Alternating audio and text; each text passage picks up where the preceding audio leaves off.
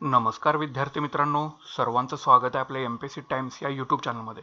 तर आपण कव्हर करत आहोत सिम्प्लिफाईडची MCQ सिरीज राष्ट्रीय घडामोडी हा चॅप्टर जानेवारी 2024 ते जून 2024 मधील ज्या काही राष्ट्रीय घडामोडी घडलेल्या आहेत त्या आपण MCQ फॉर्मॅटमध्ये बघत आहोत आणि हा आपला व्हिडिओ क्रमांक 17 आहे।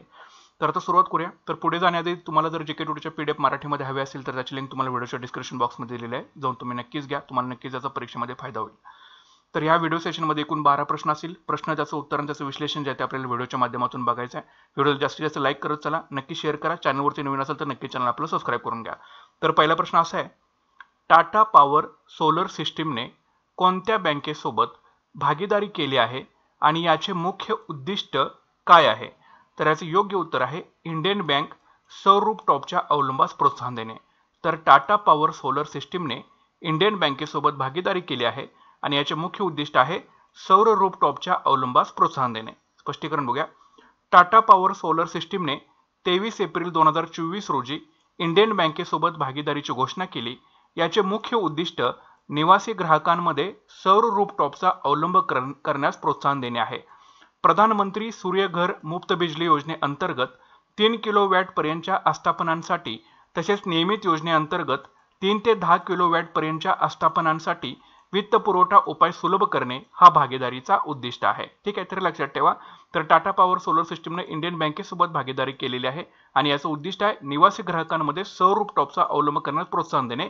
प्रधानमंत्री सूर्यघर मुफ्त बिजली योजनेअंतर्गत 3 किलोवॅट पर्यंतच्या आस्थापनांसाठी तसेच नियमित योजनेअंतर्गत 3 ते 10 किलोवॅट पर्यंतच्या आस्थापनांसाठी वित्त पुरवठा उपाय सुलभ करणे हा या भागीदारीचा मुख्य उद्दिष्ट आहे किंवा उद्देश आहे, लक्षात ठेवायचा आहे। ठीक आहे, पुढचा प्रश्न बघा, प्रश्न क्रमांक 2।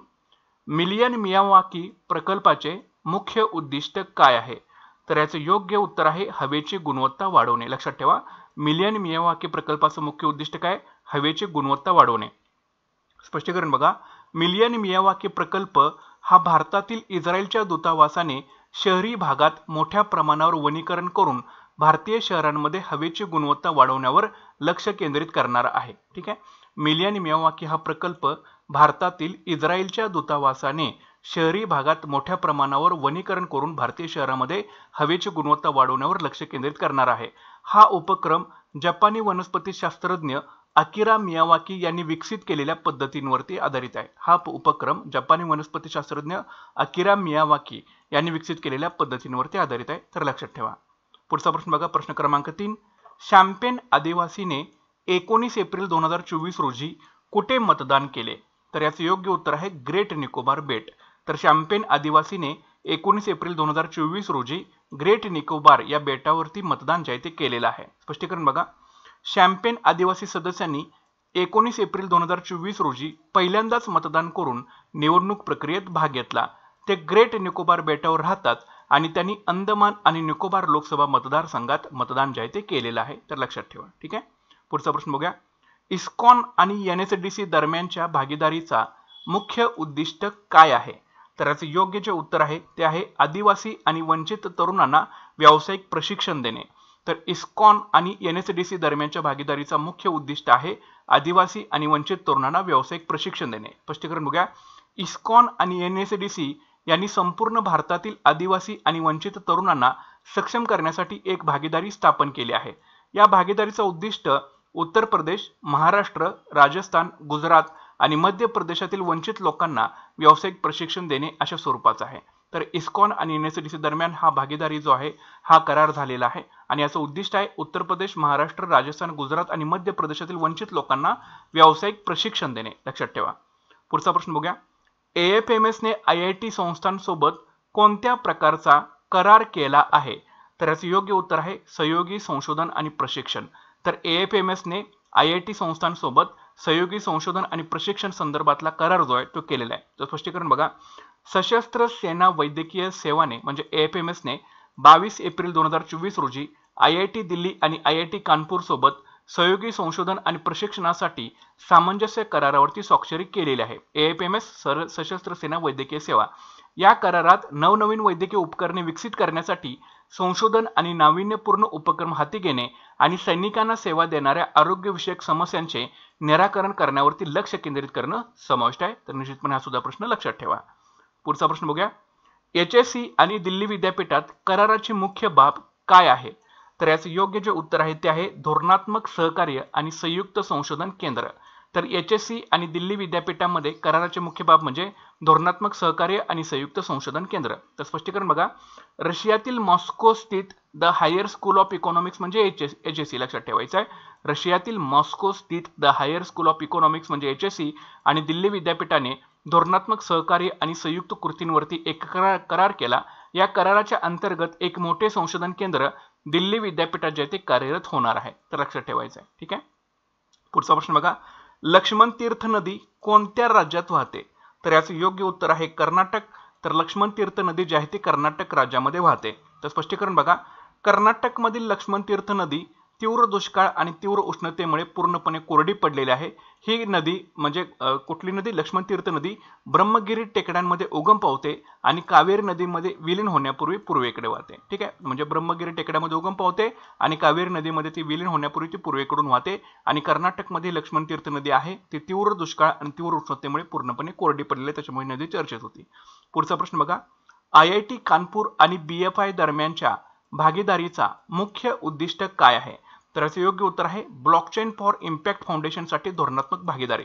तर IIT कानपूर आणि BFI दरम्यानच्या मुख्य भागीदारीचे उद्दिष्ट आहे ब्लॉकचेन फॉर इम्पॅक्ट फाउंडेशनसाठी धोरणात्मक भागीदारी. स्पष्टीकरण बघूया, IIT कानपूर आणि ब्लॉकचेन फॉर इम्पॅक्ट फाउंडेशनने 16 एप्रिल 2024 रोजी BFI bio virtual network programme अंतर्गत धोरणात्मक भागीदारीची घोषणा केली. ही भागीदारी भारतात हेल्थ केअर इनोव्हेशनला गती देण्यासाठी करण्यात आलेली आहे. ही भागीदारी भारतामध्ये हेल्थ केअर इनोव्हेशनला गती देण्यासाठी जी आहे ती करण्यात आलेली आहे. तर लक्षात ठेवा. पुढचा प्रश्न बघूया, भारत इलेक्ट्रॉनिक्स लिमिटेड आणि IIT मंडी यांच्यातील करार कोणत्या क्षेत्रात सहकार्य करण्यासाठी आहे? तर याचे योग्य उत्तर आहे सेमी कंडक्टर, क्वांटम तंत्रज्ञान आणि ड्रोन. तर भारत इलेक्ट्रॉनिक्स लिमिटेड BEL आणि IIT मंडी यांच्यातील करार हा सेमी कंडक्टर, क्वांटम तंत्रज्ञान आणि ड्रोन क्षेत्रात सहकार्य करण्यासाठी झालेला आहे. तर स्पष्टीकरण बघा, भारत इलेक्ट्रॉनिक्स लिमिटेडने IIT मंडी सोबत संशोधन आणि तंत्रज्ञान, सेमी कंडक्टर्स आणि क्वांटम तंत्रज्ञान आणि ड्रोन यासारख्या डोमेन मधील उत्पादन विकासामध्ये सहकार्यासाठी सामंजस्य करार जो आहे तो केलेला आहे. हा करार कोणाचा झालेला आहे? भारत इलेक्ट्रॉनिक्स लिमिटेड आणि IIT मंडी यांच्यामध्ये झालेला आहे. कशासाठी? तर संशोधन आणि तंत्रज्ञान, सेमी कंडक्टर, क्वांटम तंत्रज्ञान आणि ड्रोन यासारख्या डोमेन मधील उत्पादन विकासामध्ये सहकार्यासाठी हा करार जो आहे तो झालेला आहे. पुढचा प्रश्न बघा, तेलंगणातील मुलुगू जिल्ह्यातील लोहयुगीन मेगालिथिक स्थळ कुठे शोधण्यात आले? तर याचे योग्य उत्तर आहे ओरागुट्टा या ठिकाणी. तर तेलंगणातील मुलुगू जिल्ह्यातील लोहयुगीन मेगालिथिक स्थळ हे ओरागुट्टा या ठिकाणी जे ते शोधण्यात आलेले आहे. स्पष्टीकरण बघा, तर तेलंगणातील मुलुगू जिल्ह्यातील SS तडवई मंडलातील बंदाला गावाजवळील ओरागुट्टा येथे पुरातत्वशास्त्रज्ञांच्या पथकाने लोहयुगीन मेगालिथिक स्थळ शोधल्याचा दावा जो आहे तो केलेला आहे. ठीक आहे, ही राष्ट्रीय घडामोडी आपण बघतोय. तर तेलंगणातील मुलुगू जिल्ह्यातील SS तडवई मंडलातील बंदाला गावाजवळील ओरागुट्टा येथे पुरातत्वशास्त्रज्ञांच्या पथकाने लोहयुगीन मेगालिथिक स्थळ शोधल्याचा दावा जो आहे तो केलेला आहे.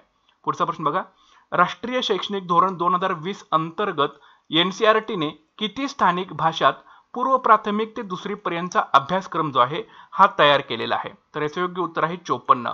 तर राष्ट्रीय शैक्षणिक धोरण 2020 अंतर्गत NCERTने 54 स्थानिक भाषात पूर्व प्राथमिक ते दुसरी पर्यंतचा अभ्यासक्रम जो आहे तो तयार केलेला आहे. स्पष्टीकरण बघा, राष्ट्रीय शैक्षणिक धोरण 2020 अंतर्गत NCERTने देशभरातील 54 स्थानिक भाषात पूर्व प्राथमिक ते दुसरी पर्यंतचा अभ्यासक्रम तयार करून प्रसिद्ध केला आहे.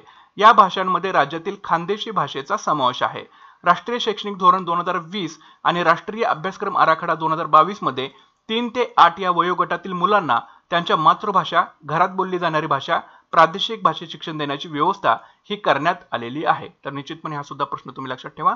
तर एकूण 54 स्थानिक भाषांमध्ये राष्ट्रीय शैक्षणिक धोरण 2020 अंतर्गत NCERTने पूर्व प्राथमिक ते दुसरी पर्यंतचा अभ्यासक्रम तयार करून प्रसिद्ध केलेला आहे. आणि या भाषेमध्ये राज्यातल्या आपल्या खानदेशी भाषेचा समावेश आहे. आणि हे जे आहे ते राष्ट्रीय शैक्षणिक धोरण 2020 आणि राष्ट्रीय अभ्यासक्रम आराखडा 2022 याच्यामध्ये 3 ते 8 या वयोगटातील मुलांचा समावेश आहे. तर त्यांना त्यांची मातृभाषा, घरात बोलली जाणारी भाषा आणि प्रादेशिक भाषेत शिक्षण देण्याची व्यवस्था जी आहे ती करण्यात आलेली आहे. पुढचा प्रश्न बघूया, प्रश्न क्रमांक 12. उत्तर प्रदेशातील पहिला काचेचा स्कायवॉक पूल किती रुपये खर्चून बांधला गेला आहे? तर याचे योग्य उत्तर आहे 3.70 कोटी रुपये. तर उत्तर प्रदेशातील पहिला काचेचा स्कायवॉक पूल हा 3.70 कोटी रुपये बांधून जो आहे तो खर्चून जो आहे तो बांधला गेलेला आहे. तर उत्तर प्रदेशातील पहिला काचेचा स्कायवॉक पूल 3.70 कोटी रुपये खर्चून बांधला गेलेला आहे आणि हा पूल चित्रकूट वन विभागाच्या मार्कंडी रेंजमध्ये तुळशीच्या धबधब्यावरती आहे. ठीक आहे, लक्षात ठेवा. तर उत्तर प्रदेशातील पहिला काचेचा स्कायवॉक पूल हा 3.70 कोटी रुपये खर्चून बांधला गेलेला आहे. हा पूल चित्रकूट वन विभागाच्या मार्कंडी रेंजमध्ये तुळशीच्या धबधब्यावरती आहे. तर हे सुद्धा तुम्हाला लक्षात ठेवणं गरजेचं आहे. ठीक आहे, तर अशा प्रकारचे एकूण 12 प्रश्न आहेत. तर व्यवस्थित सगळे व्हिडिओज तुम्ही एकदा बघून घ्या. तुमचे डायरेक्टली उजळणी जे असेल ते होऊन जाईल.